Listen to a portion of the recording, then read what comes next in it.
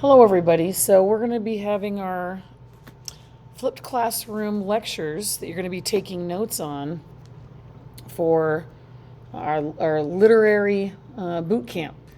And as I introduced in class, we're going to be talking about one area of focus at a time, taking notes on that, and then looking at different short stories to look at those attributes, those literary devices, for us to then put all together at the end and look at our a longer short story that we're going to be practicing these skills so you know how to closely read literature for this class and how I want you to kind of think about things and read literature like a professor.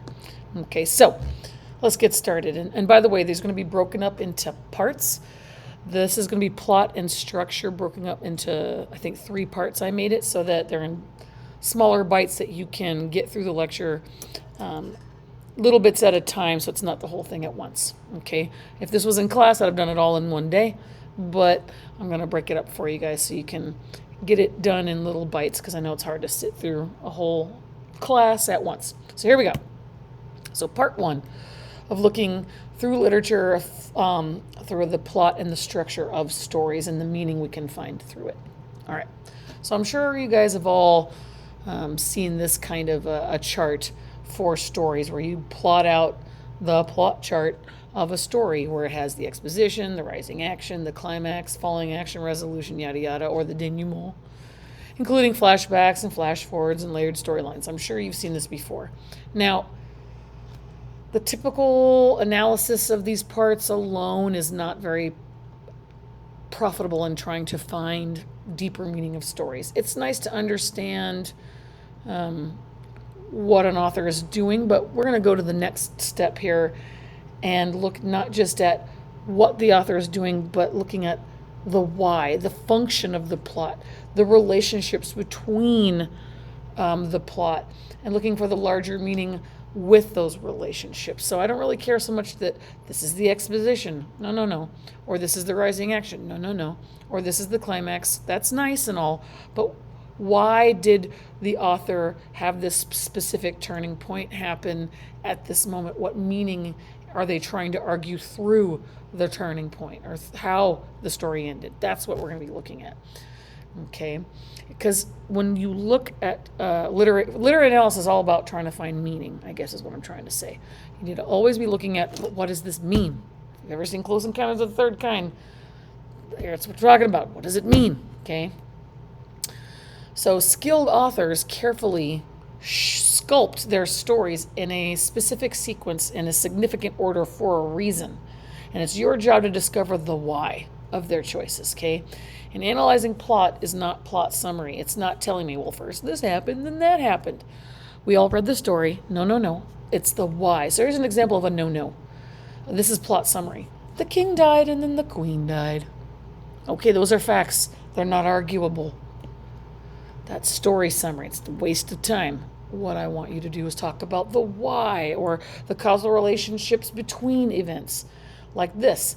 The queen died of grief because of the king's death. Now you're making an argument. Now you're making a position that is arguable, debatable, that could be open to interpretation, and you are seeing the meaning in the author trying to say something about how grief could lead someone to such despair that they might even die. Not just like to die of a broken heart, could be a literal thing. So what are they trying to say about grief? That's what we're trying to do. That's the analysis of plot, not just summary. Okay, that's a very simplified version, but let's continue. So plot itself is not action itself, but the way the author arranges the action, right, towards some specific goal, some specific end, the telos, right, of the story, as we talked about that word telos, meaning its ultimate purpose, right? Now, I'm going to talk a lot about the difference between commercial fiction and literary fiction. Commercial fiction is like stories that are made just to sell and entertain and aren't really to get your brain going too much, whereas literary fiction may not be its primary purpose is to entertain, but to teach, to help us see deeper truths about life, right? To pull us out of that cave that might hurt. So now commercial fiction may have surprising twists and turns and lead to some interesting climatic incident, right? But the goal, the main goal of commercial fiction is to get you to keep reading, to buy the next book, to continue watching the movie, to get more commercials shown to you on YouTube, whatever, right? And it usually follows very conventional structural elements that are linear. First, it flows like the way we kind of experience life in a linear way, right? From beginning to end, and it usually has a happy ending, right?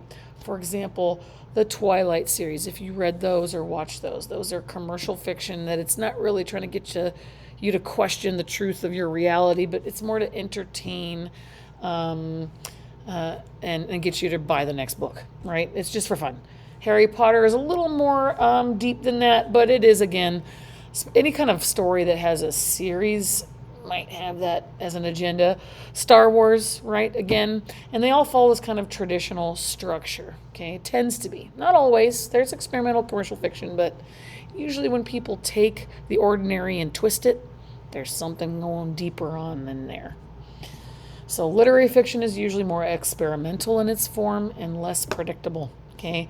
And it's when you see that shift in what you're expecting, when you're surprised when something different happens, that's where the pay dirt is in trying to find what's the deeper meaning of this story, right? Particularly, they tend to have a lot of ethical dilemmas in them, where there's no clear answer, there's no clear good guy, bad guy. It's complicated, right? So to be able to tell the difference, you want to think, what is the purpose here?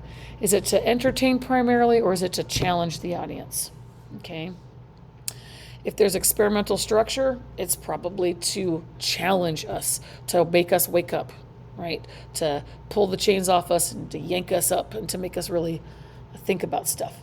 For example, in the movie Pulp Fiction, you cannot say it unless your parents say you can, but this is a famous film that changed the film industry and really made people question what is going on. You don't even know what's happening until you finish the whole thing, because believe it or not, the movie starts and ends in the same 20 minutes of the story that happens to be in the middle. If you were to lay it out from what happens first, second, third, yada yada to the end, it begins and ends in the middle somewhere.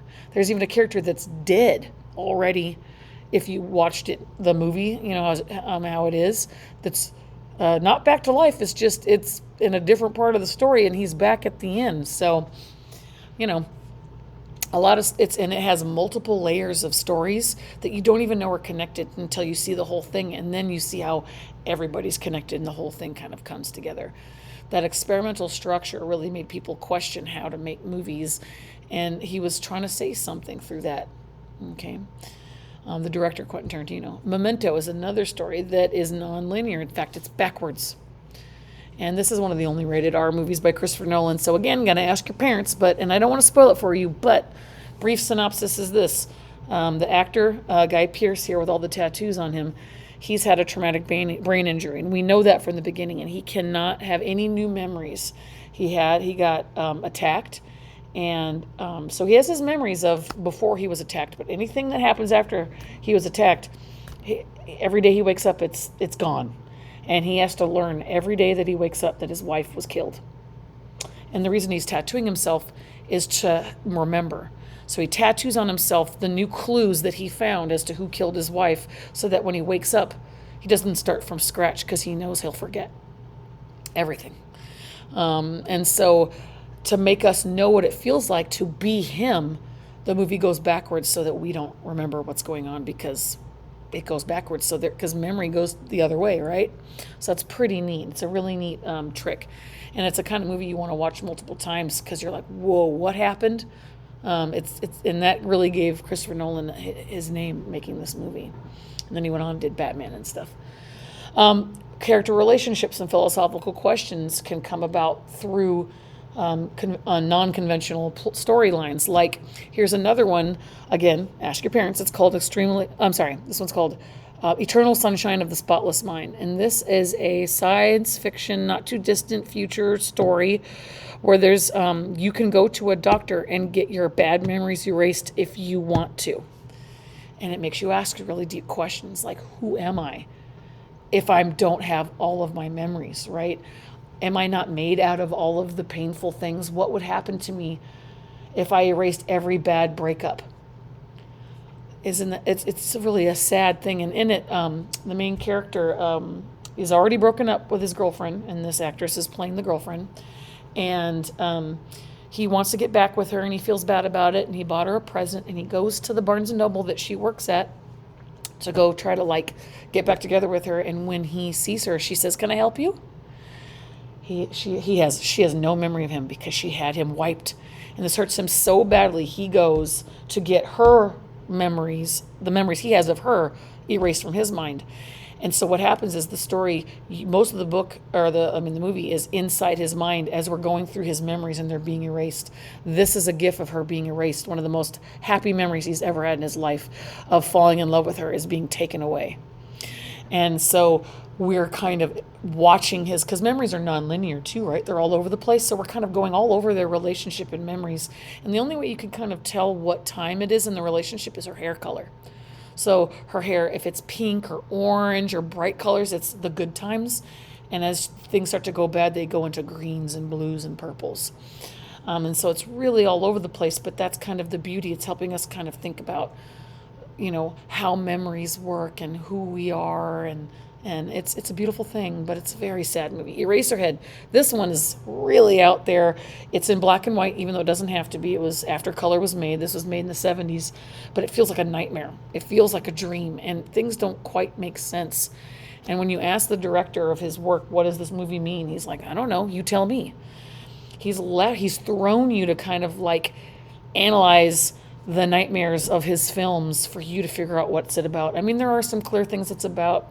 But the deeper meanings for you, that's for you to decide, So he's putting you in this dream, this nightmare, so you're kind of going through the chaos of the character for you to kind of question, the kind of the dread of existence, right? And when things don't happen the way you want them to, when you feel trapped and lose your free will. So that's what that's about. So tell me in the chat box, what is the difference between analyzing plot and summarizing the story? And now tell me your understanding of the difference between commercial fiction and literary fiction. Not that things can't be both, but what's kind of the big difference between the two? All right, moving on. So, and I hope you're taking notes. So here we go. So a lot of the excitement in commercial fiction and the significant meaning in literary fiction comes out of conflict, right? If there's no conflict, there's no story. It's pretty boring, right? Andy Warhol, the painter, did a movie of just watching a guy sleep for 8 hours. Not really any conflict going on, and it's quite boring, right? So was he trying to say something? I'm sure, but it was more of a performance art than a story. But in stories, you have to have conflict, right? And that conflict can be a class of actions, ideas, desires, wills, yada, yada. And characters can be in conflict with many things, like external forces, right? That man versus man stuff, like physical nature, society, fate, other people, right? Anything outside of the self, or can be internal, right? Within themselves. Most literary fiction tends to be more about internal force conflict rather than external, though both, of course, okay? So conflict can be physical, mental, emotional, moral, philosophical. Conflict can be single, clear-cut, easily identifiable, obvious, or it can be multiple, various, subtle, hard to know. A person can be in conflict with other individuals. That's that man versus man stuff. With social norms, man versus society, nature, man versus nature. And that could include man versus God, against themselves, right?